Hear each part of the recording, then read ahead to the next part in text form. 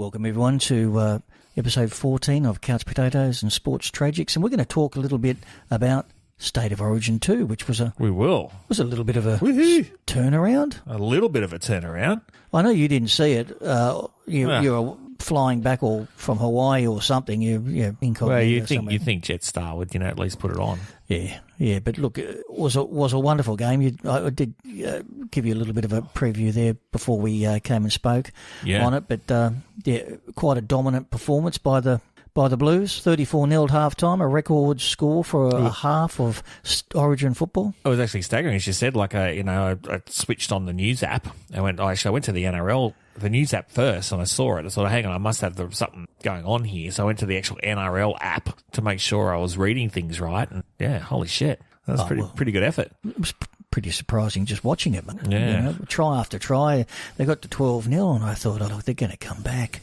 And they just 18-0 and 22-0, and it just kept going up and up and up. It was great to watch. So give me the rundown. Obviously, Mitchell was in, Moses were in, couple of key inclusions. Yeah, but what it was that the forwards really got a roll on, and quick play the balls, repeat sets of 6, and a lot of the Queensland forwards were out on their feet by the 25-minute mark. Or 20-minute. I think there at one stage there was nearly 20 tackles. There was 2 6-agains and a ball kicked into the in goal, so they got a dropout. So I'm pretty sure there at one stage in the middle of the half it was 20 consecutive tackles that Queensland had to make, and that just, as I said to you before, that's they need to do more of that. Repeat sets is what fatigues sides. It certainly does, and it showed that there. 34-0, they were gone. New South Wales took their foot off the pedal a little bit in the second half and was really rubbing it into the Queenslanders' faces. Queensland sort of outscored them 18-4 in the second half, but the game wasn't truly over. Lomax, as you saw there on the highlights, Lomax's goal kick was incredible, and then he did a sensational AFL mark. Yeah, that was a great grab there on in the corner. Yeah, and I'd actually like to see more of that. I think that's something there the game could really elevate. Those people taking a bit of a climb up, could be a real point of difference. Well, that's what I said. Yeah, that's why I thought they'd do in the first game, but they never really had the ball to do it. And watch that play there. Luai had the ball, and he looked like he might try and kick it into the in goal. Then he sort of jinked to the right, and then he passed it, and Moses got the ball and showed great composure just to sort of pump it into the corner there on the spot. And Lomax had the momentum and the leap and scored.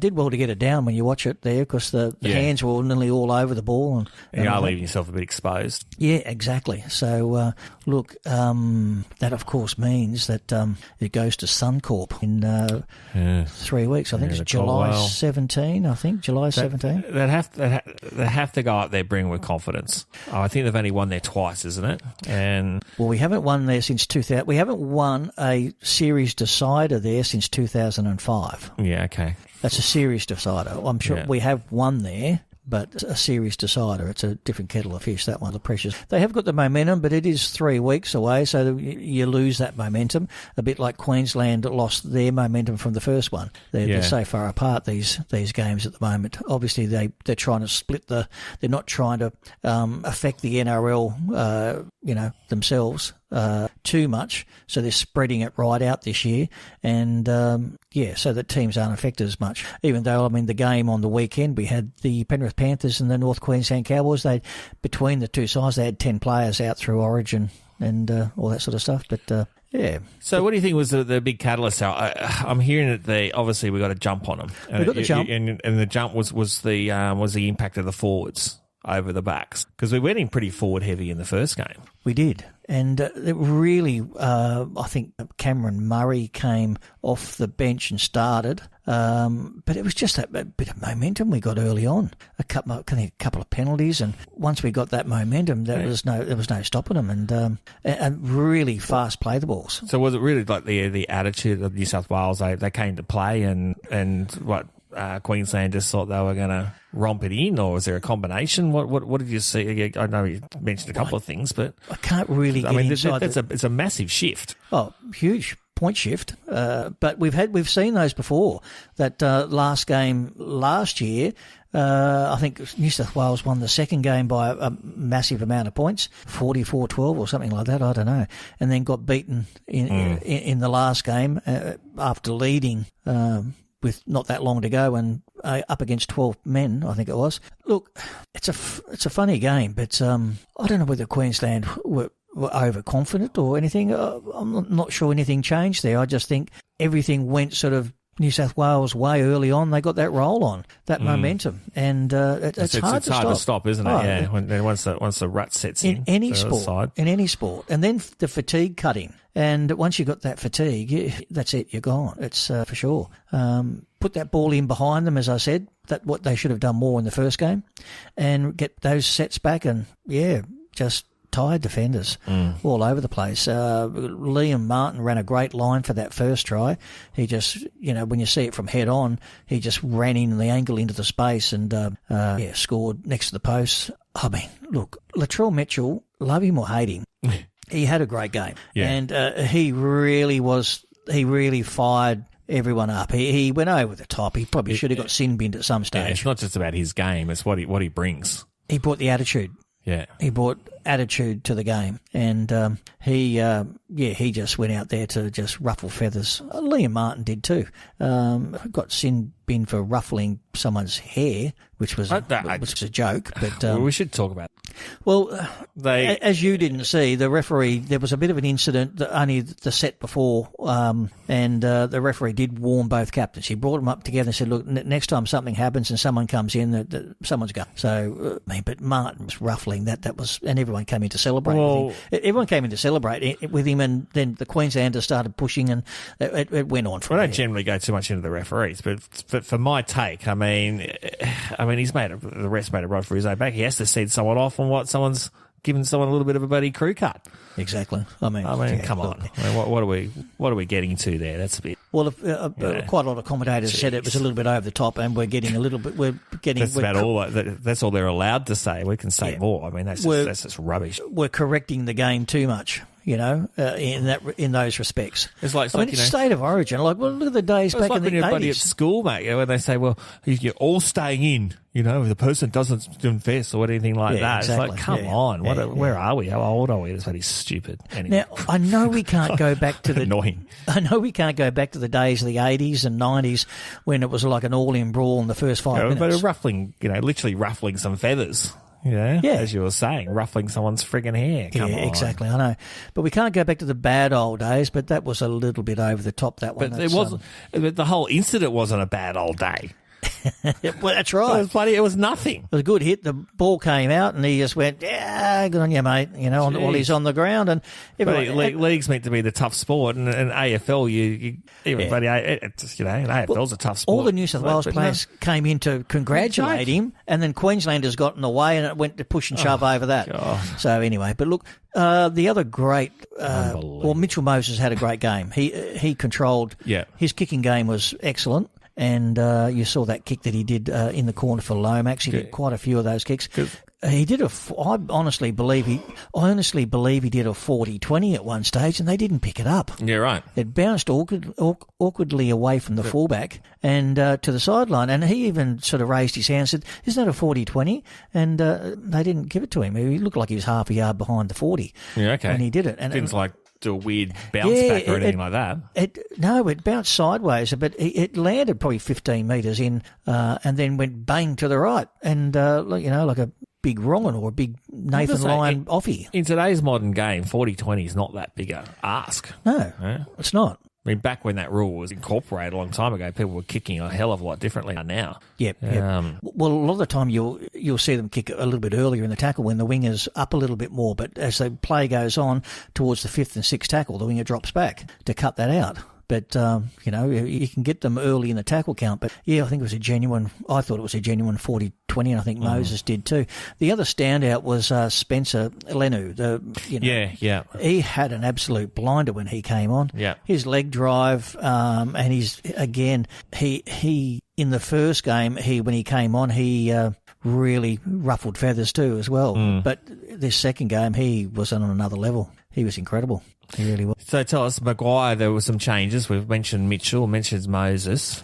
Did you detect any change in strategy or overall thing? Maguire's obviously a very experienced coach, but he's turned around. And you know, and I've talked up Slater over the time being quite a good coach and out coaching Fittler last year. What kind of role has the overall, did you see? Well, Maguire definitely outcoached Slater in this occasion, for sure. Dylan Edwards was in for Tedesco, and he had a great game. As I said, he was meant to be there, wasn't he? I'm surprised they dropped Tedesco, though. He had a good game one. Yeah, but I know, just but no they room lost. For him. But they lost. Fair enough. So, and Dylan Edwards was the number one. Yeah. And he made a difference at the back there. He sniffed a try out. He's good at sniff out. Right. Where, as we said before, Tedesco dies with the ball a lot and hardly ever passes it. So, yeah. So, just in the forwards, so they got that role on. Again, I don't think Travojevic had a lot of time. He had a long time off in the middle of the game, and then he came back on for the end for the last hurrah. Isaiah Yeo, he had a great game. He stood up. Great name too. He always does. He stands up and had a great game. Brian Teo on the wing, scored a couple of tries, I think, and he was in everything in their face. He's only a little guy, but he just runs so hard. But look, Latrell Mitchell, I don't even know who the official man of the match was, but I missed that because. But look, Mitchell must have been up there, and Liam Martin for sure, official man of the match. Definitely Mitchell. Well, obviously because he replaced Suwali, who only lasted 7 minutes. Wasn't hard to replace him in that respect. But so just having a bit of a look there. It looks like Moses. Oh yeah, Mitchell Moses, of course. Well, okay. Yeah, Mitchell Moses got it. Yeah, I thought it was something like recall that. I think there was a real point, obviously, on a rubbish Nico Hines or whatever. He didn't seem like he was comfortable. He wasn't. And then for obviously Moses to come in and then take the hat. Yeah, and on a lot of social media today, I think I just glanced at it then, and people are saying that Nico Hines is just a good club player. There might be Nico Hines now, mate. They might not be happy with what we're saying. It could be Moses. It could be my manager. Could be Moses. It's buddy Moses, mate. Yeah, it could be my manager or my. You just call him back later. Yeah, well. But he bothers you a lot. He does. But I forgot where I was. Where was I? Well, we're talking about Mitchell Moses. Yeah, Mitchell Moses. Look, he had a great game. Actually, I was talking about Nico Hines, how he's pretty much just a club player and a good club player, but he just hasn't been able to go to that next level. He's done well with the Sharkies, that's for sure. Yeah. He does. Yeah, for sure. Look, good club player, but look, July 17, we've got to go up to Suncorp. As I've said before many times, it's a cauldron up there. It is a cauldron. 3 weeks break. Is it my memory, or I thought it was only 2 weeks between these? No, it's definitely 3 weeks. I mean, but it's always been July 17. No. Normally I think it's closer. That's what I'm saying. They've really spread this out, as I said, so it doesn't disrupt. When we're saying there's 3 weeks. So it doesn't disrupt the regular season of the NRL. I'm thinking they've kept separated. A bit more time, a bit more recovery. Yeah, because a lot of teams do suffer from it. They do try, and when they do the split rounds, they do try and obviously favour the sides who are heavily representative, and maybe they play the second week, but that's a touch and go of how many players can back up from a state of origin. If they were playing on the first weekend, either side of the game, well, the players wouldn't be allowed to play, so they tend to play the ones who are heavily representative the few days after. If they can play, they play. So it's not as much of a sort of, Yeah, look, that makes sense. And, I mean, the State of Origin is such an important part of rugby league. It's their showcase. Oh, of course it is. I'm trying to think of other, obviously, you got your soccer or football where they play for their country and the different cups going on around, which is an honour. And you pull across, but I think I would argue that the State of Origin and NRL in comparison, not overall size and all that kind of thing, is arguably the representative as a sport. It's probably the highest representative sort of thing you can get going. I did mention this a few weeks ago, I think, when we were talking post-match of the State of Origin 1, that I did have a chat with Michael O'Connor, who played rugby in Canberra when I first started, and I did ask him that question. I said, what was what was the ultimate for you, ultimate football. And honestly thought he'd say representing Australia, because he was a dual international. He did the Wallabies and the Kangaroos. And he said straight without flinching, he said State of Origin. Yeah.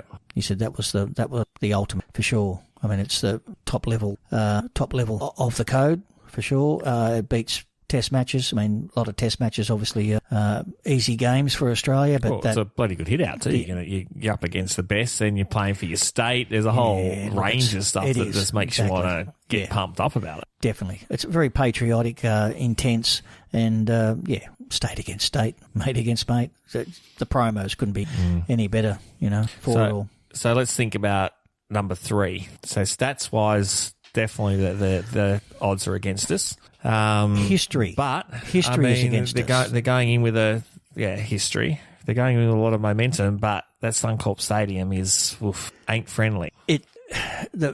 Unfortunately, the 3 weeks is not going to do us any good, and it might do Queensland more good.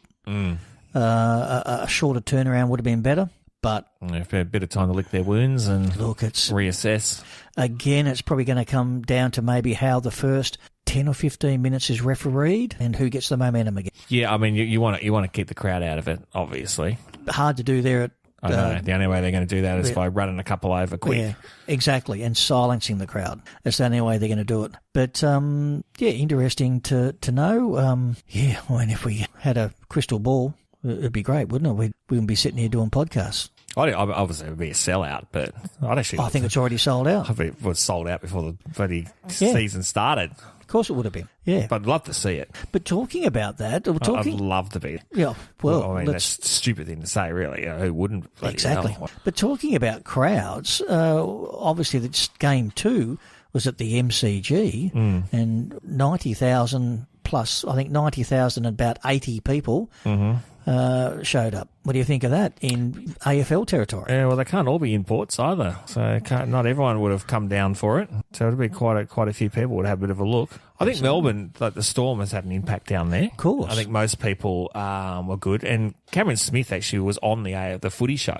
They used to have a segment, so it sort of bridged some gaps there with the AFL and NRL guys, and of course Melburnians are pretty crazy for sport. Sport, full stop. Absolutely, but that was a great turnout. 90,000. It's amazing. It's fantastic. I'm really happy to see that.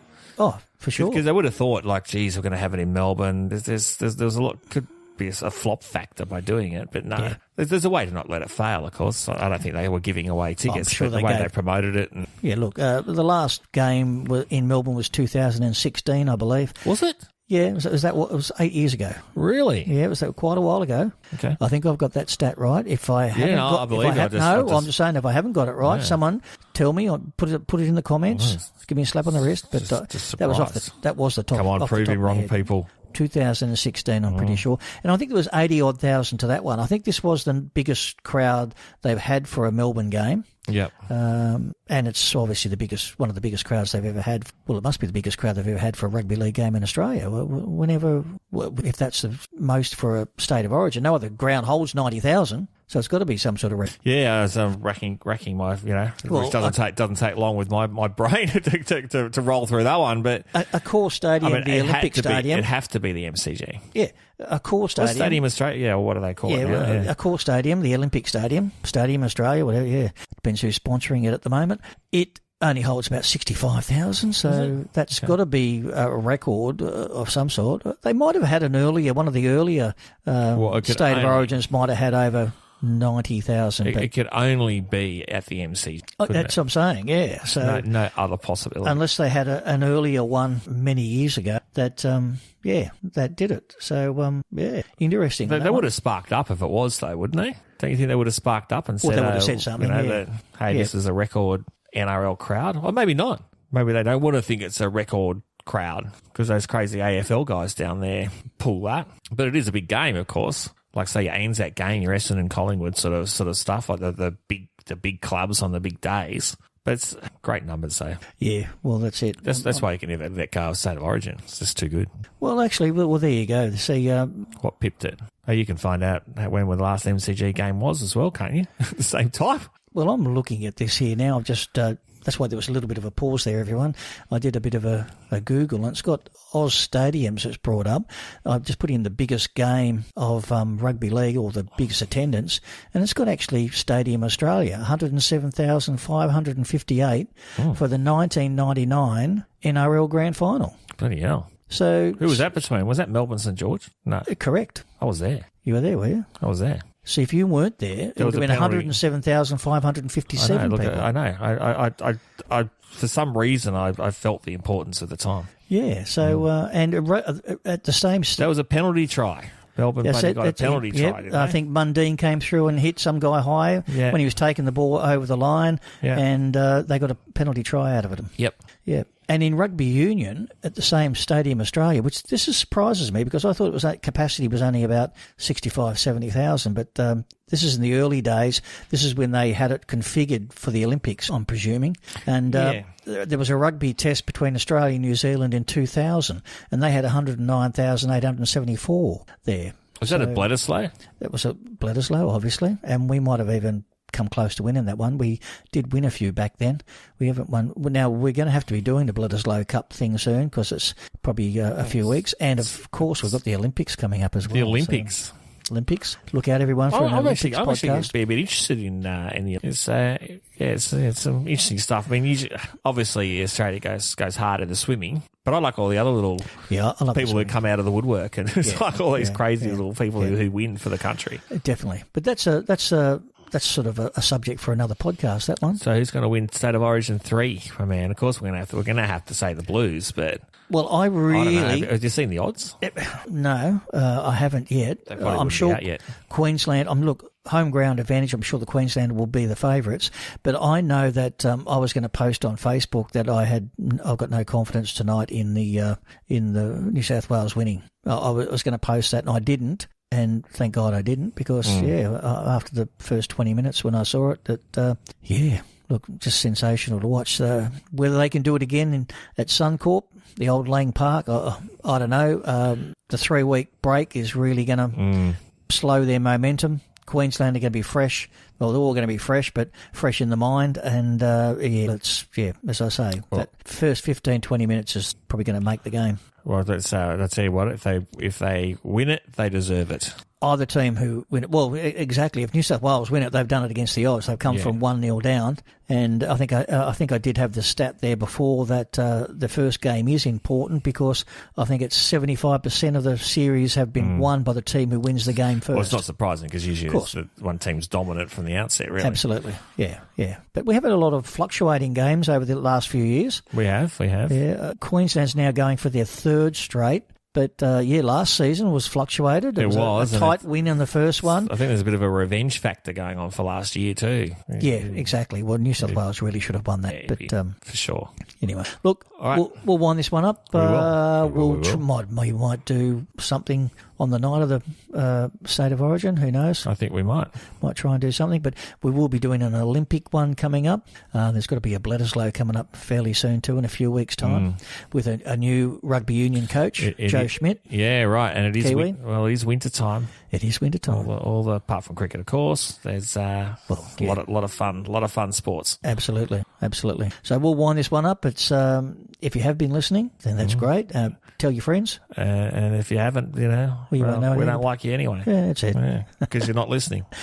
And you won't know we've said that. That's right. So, oh, geez, you're getting kind of clever every day, mate. That's it. So you're all over it. It's goodbye from me and goodbye from Jetsetter Jordan. Cheers. And talk to you soon. Cheers, everyone. Bye.